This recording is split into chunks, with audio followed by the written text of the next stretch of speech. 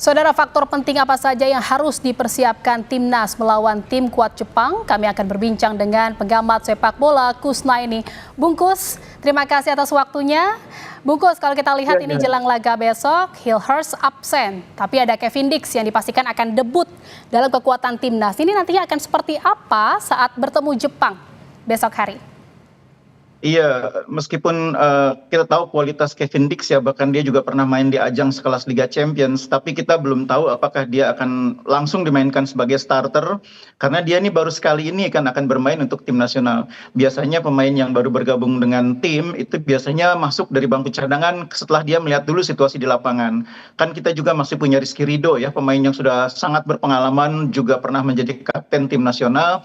Jadi soal peran Kevin Dix saya pikir nanti akan sangat bergantung kepada situasi pada saat latihan terakhir, sejauh mana Coach Sintayong melihat kebutuhan tim terhadap Kevin Dix. Bisa jadi misalnya dia bermain dengan 3-4-3, tapi Kevin Dix tidak main sebagai bek tengah kanan, tapi sebagai wing back kanan. Itu juga mungkin ya. Bisa juga dia bermain sebagai bek tengah kanan, karena emang dia punya kemampuan bermain sebagai full back kanan, back tengah kanan, atau bahkan sebagai wing back kanan. Jadi opsinya sekarang semakin banyak bagi Coach Sintayong.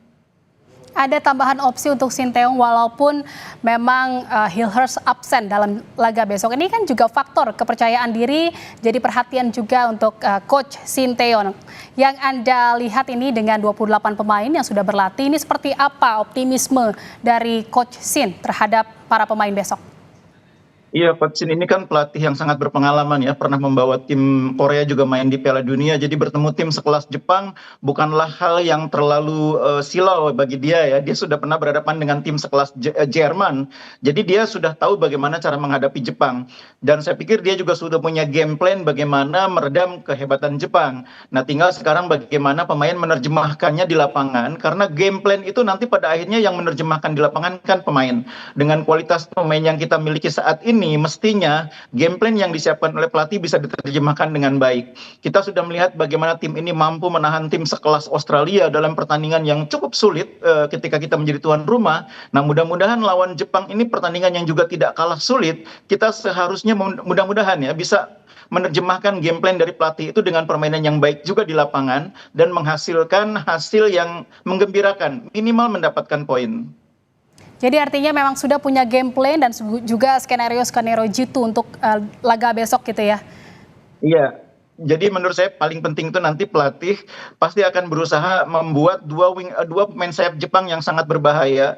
Jepang ini punya dua wing yang sangat berbahaya, Kubo di kanan, kemudian Mitoma di kiri. Nah, ini ancaman bagi pertahanan Indonesia. Karena itu dua pemain yang mengisi posisi kiri dan kanan, kalau dalam formasi 3-4-3 kan di kanan kita punya Rizky Ridho atau punya Kevin Dix, di kiri kita mungkin punya Justin Hubner, ditambah di kiri mungkin ada Calvin Verdong juga. Itu dua pemain ini harus saling bahu-membahu mengawasi pergerakan pemain-pemain sayap Jepang yang sangat berbahaya.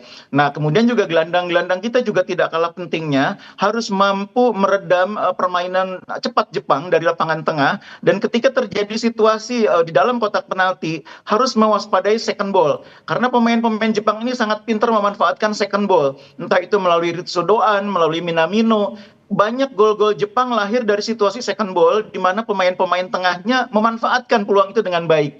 Jadi mudah-mudahan gelandang kita yang akan dipimpin oleh Tom Hai, kemudian di sana mungkin juga akan ada pemain lain seperti Nathan Chuaon, mungkin juga akan ada Ricky Kambuaya. Kita tahu kualitas mereka cukup baik, tapi pemahaman terhadap situasi di lapangan, terutama second ball, itu harus lebih dioptimalkan.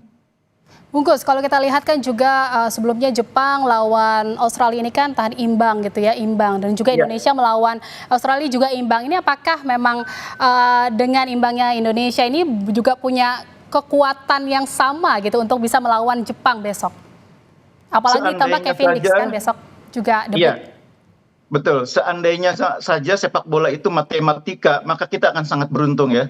Jepang ditahan oleh Australia, kita menahan Australia. Artinya kita minimal menahan imbang Jepang. Itu seandainya sepak bola adalah matematika. Tapi sayangnya sepak bola bukan matematika. Yang kita hadapi adalah Jepang yang dalam 15 pertandingan terakhir 12 kali menang, hanya 2 kali kalah, sekali imbang. Dan ini tim yang saat ini sangat produktif. Mereka mencetak 15 gol, hanya kebobolan 1 gol. Kita harus sangat waspada terhadap permainan cepat Jepang, yang kemudian seperti yang saya bilang tadi, mereka mereka selalu pintar memanfaatkan peluang-peluang yang muncul dari situasi second ball. Itu yang harus kita awasi dari permainan Jepang.